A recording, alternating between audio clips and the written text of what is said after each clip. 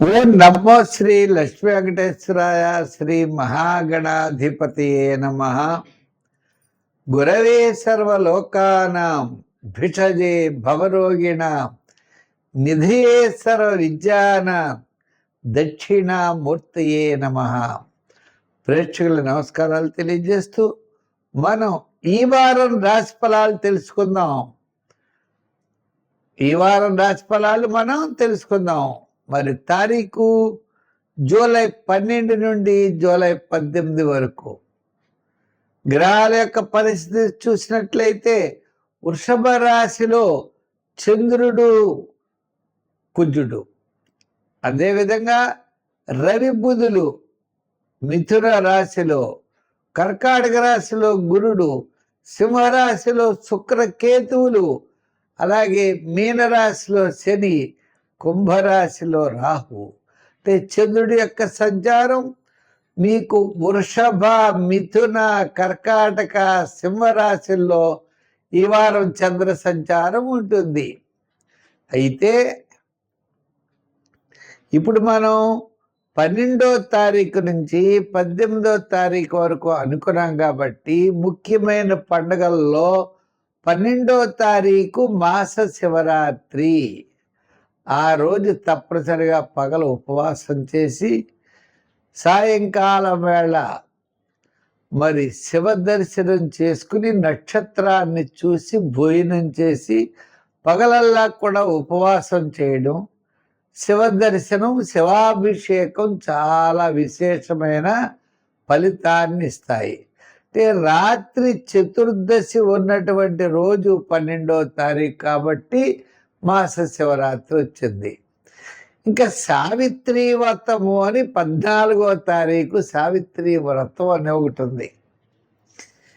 ఈ సావిత్రి వ్రతం మరి వివాహం కానటువంటి స్త్రీలు కూడా ఈ సావిత్రీ దేవిని పూజిస్తూ ఉంటారు. ఇంకా తర్వాత 12 తర్వాత మనకి 14 సావిత్రి వ్రతము, 15వ తారీఖు గురుమూఢమి ప్రారంభం. అంటే గురుడు రవి కలుస్తారన్నమాట. కర్కాటక రాశిలోకి వచ్చేస్తారు, గురుమూఢం ప్రారంభం అవుతుంది. 16వ తారీఖు మరి పూరి జగన్నాథుడి యొక్క రథయాత్ర. అవి చాలా విశేషం. జగన్నాథుడిని మనం సేవించాలి. ఆ జగన్నాథుడు మన యొక్క సమస్తమైనటువంటి సంపదలు ఇవ్వడానికి లక్ష్మీ సమేతుడై ఉంటాడు. అంచేతనే శ్రీమద్ భాగవతం అన్నాం. శ్రీమద్ భాగవతం, లక్ష్మీదేవితో కూడిన భాగవతం, భగవంతుడు ఉండాలి మనకి. ఇప్పుడు తిరుమల వెంకటేశ్వర స్వామి కూడా ఆయన వక్షస్థలం మీద లక్ష్మీదేవి ఉంటుందట, కౌస్తుభ మణి. ఆ లక్ష్మీ సమేతుడై ఉంటాడు ఆయన. అంచేత అటువంటి ఆయన్ని మనం పూజించాలి. కాబట్టి జగన్నాథుణ్ణి, జగత్తు ప్లస్ నాథ జగన్నాథ, జగత్తుకి నాథుడు అంటే ఆయనే దైవము, అటువంటి వాడు. అదేవిధంగా మరి మనకి 17వ తారీఖున దక్షిణాయనం ప్రారంభం అవుతోందండి. ఇది చాలా ఇంపార్టెంట్ విషయం. అంటే మకర రాశి నుంచి కర్కాటక రాశి వరకు ఈ యొక్క ఉత్తరాయణ పుణ్యకాలం కర్కాటక రాశిలో ప్రవేశించిన వెంటనే సూర్య భగవానుడు మనకి దక్షిణాయనం ప్రారంభమవుతుంది. కాబట్టి 17వ తారీఖు నుంచి మనకి దక్షిణాయనంగా చెప్పారు. మళ్ళా ధనుర్రాశి, మకర రాశి, సంక్రాంతి వరకు ఈ కాలం అంతా కూడా ధనుర్రాశి మనం దక్షిణాయనంగా చెప్పుకోవాలి. అటువంటి విశేషం కలిగినటువంటి రోజులు. మరి ఈవేళ గ్రహాల యొక్క పరిస్థితిని అనుసరించి మనం రాశి ఫలాలు తెలుసుకుందాం. మకర రాశి. ఈ మకర రాశి వారికి పట్టిందల్లా బంగారం అన్నట్లుగా అత్యద్భుతమైన యోగాలు ఉన్నాయి. గ్రహాలన్నీ కూడా చాలా చక్కగా ఉన్నాయి. అష్టమంలో శుక్రుడున్నా పర్వాలేదు, సప్తమంలో గురుడు, షష్టంలో రవి బుధులు, మరి ఇలా గ్రహాలన్నీ కూడా అనుకూలంగా ఉన్నాయి. ఒక ద్వితీయంలో రాహువు తప్ప తృతీయంలో శని, రాహుగ్రహం తప్ప మిగిలిన వాళ్ళు అన్నీ కూడా బ్రహ్మాండంగా ఉన్నాయి ఈ మకర రాశి వారికి. ఈ రాహుగ్రహం వల్ల ఏమిటండి నష్టం? ఈ మకర రాశి వారికి మరి ఏం నష్టం వస్తుంది అంటే ఆకస్మిక కోపాలు సడన్గా వచ్చేస్తూ ఉంటుంది. మూడిస్ట్ ఫీల్ వస్తుంది అనమాట. చేయాలంటే చేసేయగలరు, మానేయాలంటే మానేయగలరు. మరి అలా ఉంటే అలా. అంచేత ఈ రాశి వారికి విద్యార్థులకి మంచి అవకాశాలు, రాజకీయ నాయకులకు కూడా మంచి అవకాశాలు లభిస్తాయి. వృత్తుల వారికి కూడా న్యాయవాదులు, వైద్యులు, కళారంగం వారు వారి వారి శిక్షానుసారం డెవలప్మెంట్స్ బాగున్నాయి. వ్యాపారాత్మకంగా కూడా ఫైనాన్స్, ఎలక్ట్రికల్స్, షేర్స్, ఐటీ రంగం, అలాగే చేతి వృత్తి పరివారు, కార్మికులకి, సంచార వ్యాపారస్తులకి, ఇన్సూరెన్సు, ఇటువంటి మొదలుగా కలిగినటువంటి అన్ని రంగాల వారికి ఆర్థిక పరమైన డెవలప్మెంట్స్ ఈ రాశి వారికి చాలా బాగున్నాయి. అయితే ఎవరి వల్లైనా మోసపోయేటువంటి అవకాశాలు కూడా ఉన్నాయి. ఇది బాగా చూసుకోవాలి. మీకు బాగా తెలిసిన వాళ్ళు, మీ దగ్గర పనిచేసేవాళ్ళు, మీ కూడా ఉండేవాళ్ళే మీ చేత సంతకం పెట్టించుకుని మోసం చేయడానికి అవకాశాలు ఉన్నాయి. అటువంటి వారిని చాలా జాగ్రత్తలు తీసుకోవాలి. మంచి ఆలోచనలతో వెళ్ళాలి. ఎందుకు ఇలా చెప్పారు అంటే ద్వితీయంలో రావు.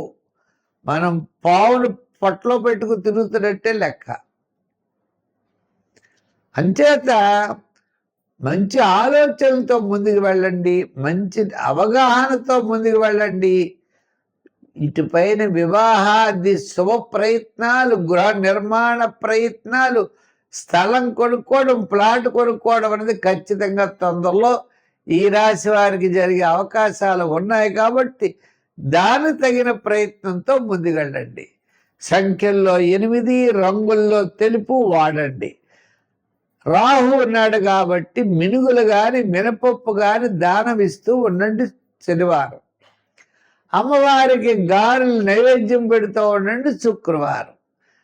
అమ్మవారి స్తోత్రాలు పఠించండి. లలిత, లక్ష్మి, ఏదోటి మీకు ఏది వస్తే అమ్మవారి స్తోత్రం పఠించండి. తద్వారా విజయం సాధించగలుగుతారు. ఏదో నిప్పులు బాధలు అంటే అసంతృప్తిగా, లేజీగా, పనులు ఉత్సాహంగా చేయకుండా మనం కాలక్షేపం చేస్తూ ఉంటాం.